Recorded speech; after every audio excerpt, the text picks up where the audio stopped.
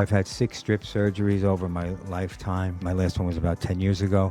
Started in 1992, so I guess it's about 30 years. I did fairly extensive research, came up with Dr. Danyo, and I know I made the right choice. Excellent job by Dr. Danyo, Dr. Goldstein, and his team of maybe 5 or 6 people. They were all fantastic. I've never seen anything like it. It was just like a well-oiled machine. I'm thrilled with my decision to come down here, and if you look at me, pretty much looks like nothing ever happened. If you look at the neck right here, it's amazing that we did 2,900 grafts, and you can barely even tell we did anything.